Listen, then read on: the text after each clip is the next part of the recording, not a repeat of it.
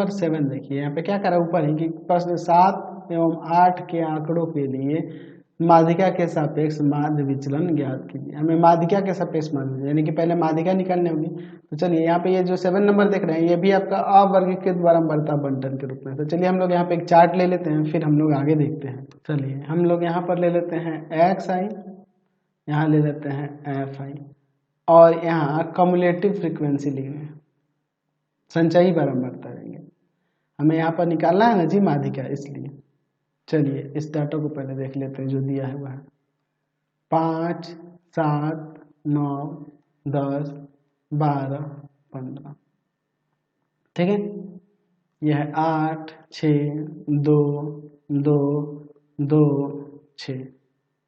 यहाँ पर cumulative frequency हो जाएगा, देखो 8, 8 से 14, 14 2 16, 16 2 18, 18 2 20, और 20 और 6 26 हो जाएगा, ठीक है। अब देखिए, यानी कि अगर आप इसको जोड़ोगे ना एफ आई को, या एन भी से डिनोट करते हैं, इसे एन से भी डिनोट कर देते हैं, तो ये 26 ही आएगा जोड़ने में। चलिए तो सबसे पहले हमें यहाँ पर क्या निकालनी है, माध्यिका निकालनी है। तो इसमें टोटल टर्म कितने, टोटल पदों की संख्या यहाँ पे धनात्मक है, 26 है, कुल बारंबारता 26 है। तो इसलिए यहाँ पर लिखेंगे माध्यिका बराबर में, माध्यिका बराबर में 26 है, इसलिए 1/2 n/2वां पद प्लस में n/2 + 1वां पद, ठीक है। 1/2 इंटू में n/2 पद, यानी कि 26/2वां पद, और प्लस में 26/2 + 1वां पद, ठीक है। तो यहाँ पे हो जाएगा 13, और यहाँ 13 और 1 14 हो जाएगा। तो अब देखिए यहाँ पर 1/2 13वां पद, और प्लस में यहाँ 14वां पद हो जाएगा। तो 13वां और 14वां पद क्या होगा इन सब का, तो देखिए ये कम्युलेटिव फ्रीक्वेंसी का मतलब है 1 से लेकर 8 तक पद जो है वह 5 5 5 5 5 5 5 इसी तरह से है। फिर उसके बाद 8वां के बाद 9वां 10वां 11वां 12वां 13वां 14वां 15वां 14वां तक, 14वां पद तक 7 है। उसके बाद 15वां 16वां पद 9 है, यहाँ पे हम लोग यहीं से। फिर 17वां 18वां पद ये 18, 17 और 18वां पद ये 10 है। फिर 18 के बाद 19वां और 20वां पद ये 12 है। 20 के बाद 21 22 23 24 25 26 पद तक क्या है 15 है। तो यहाँ पे हमें कौन सा पद चाहिए 13वां और 14, तो 13वां और 14वां पद में ये 7 हो जाएगा, यानी कि 1/2 यहाँ पर आ जाएगा 7 + 7, यानी 1/2 इंटू में 14 कट जाएगा, यहाँ पर 7 आ जाएगा। तो माध्यिका यहाँ पर क्या गई 7 आ गई।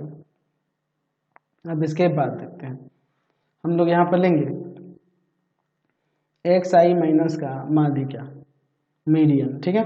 और फिर इसको मोड में देते हैं एक्स आई माइनस का मीडियन मोड में, और फिर एफ आई इंटू में एक्स आई मोड में और माइनस का मीडियन। चलिए अब इसके बाद हम लोग आगे देखते हैं। तो एक्स आई माइनस मीडियन, तो मीडियन 7 नया है, तो 5 में से 7 को घटाएंगे -2, 7 में से 7 गया 0।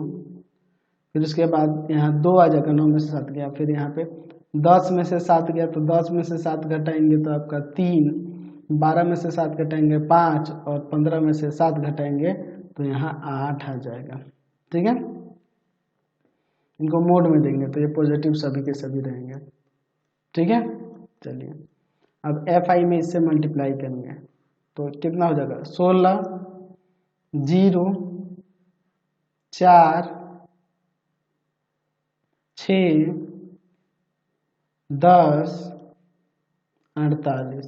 तो इन सबको जोड़ लेते हैं, इन सबको जोड़ लेंगे। यहाँ पर इसको जोड़ना होगा ना जी, इसको जोड़ना होगा। तो यहाँ पर इन सबको जोड़ेंगे तो हो जाएगा 84, जोड़ के देख लेना। और n का मान 26 है। तो हमें जो निकालना है, क्या निकालना है मीन डेविएशन, मीन के सापेक्ष में। तो हो जाएगा सिग्मा एफ आई इंटू में एक्स आई माइनस का मीडियन का मॉडुलस, और वाई में n लिख देते हैं, या सिग्मा एफ आई भी लिख सकते हैं। यहाँ i = 1 to n। तो इसका वैल्यू है 84 और n है 26। इसको काटते हैं हम लोग, 13, यहाँ 42, तो 42/13, ठीक है। तो यहाँ पर 3.23 अप्रॉक्स में ये वैल्यू आ जाएगा mean deviation according to with respect to median, ठीक है। Question number